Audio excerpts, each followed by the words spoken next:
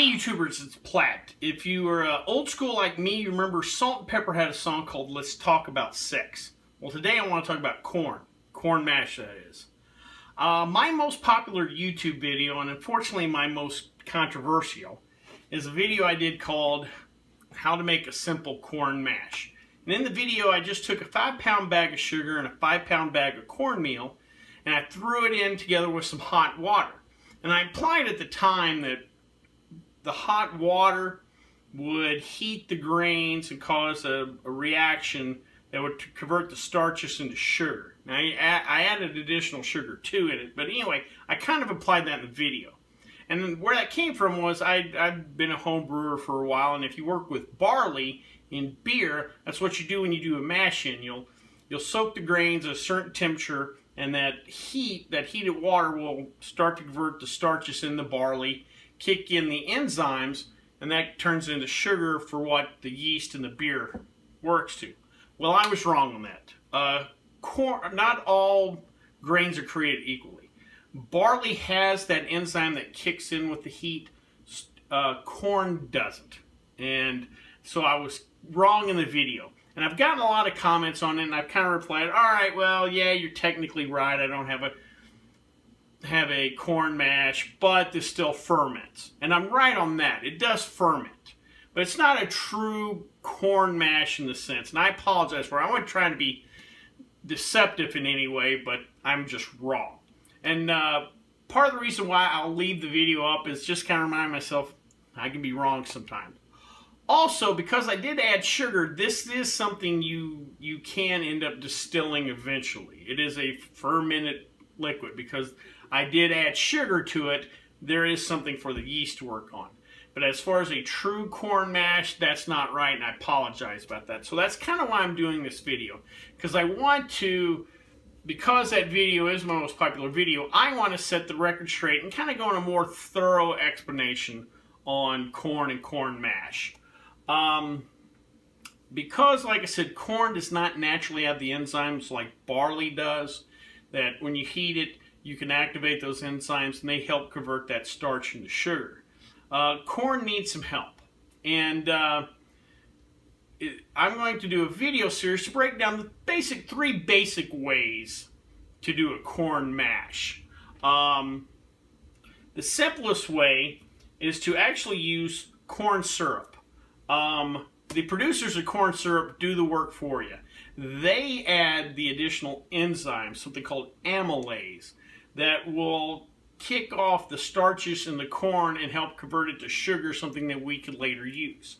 So instead of having to do the work ourselves, they've done it for us. So I'm going to do a video on making a corn mash with corn syrup. The next method we could use is we take a cornmeal, flake corn, whatever corn you have, and then we're going to add an enzyme to that. Some homebrew shops have what they call amylase or amylase enzymes that you work with that. But I found a little trick that you use Beano. There's enzymes in this that help with digestion and will break down, and so it can be used in making of a corn mash. And we'll use an enzyme to break down our corn. And then last but not least is kind of the classic old school method, kind of the most hardcore way, where we would take actual corn kernels themselves, and we'd soak them in water and we'd get them to sprout or germinate. And the internal enzymes would kick in that germination process and convert the nutrients inside that corn seed into sugars that would get the plant started. And we would germinate the corn, and then when it just starts to sprout a little bit, you would then crush it, and you'd have those sugars inside. So those are the three base methods used to take corn that doesn't naturally have those enzymes to produce the sugars and get to that where we get the sugars out of corn and can produce a corn mash. Now, another way that's used, and it's used in the bourbon world, is that we add additional barley.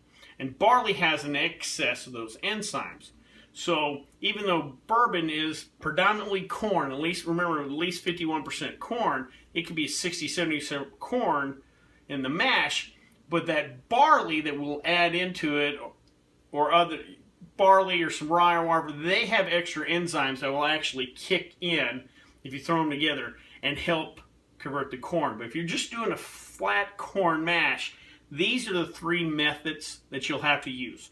So I just want to explain myself on that last video. I'm still going to keep it up, and I'm going to take that video, this video, and then the next three, and we're going to do a whole corn mash series. And so hopefully I'll properly explain the corn mash process, and if you want to try those out, you know, great. If not, again, that last video did give you something you could throw in the still. It did give you fermented, but it's not a true corn mash, and I just want to apologize for that. So I hope you liked this video. If you did, please subscribe down below. Also, please watch the rest of the videos in this series, and you can always contact me on the Twitter page.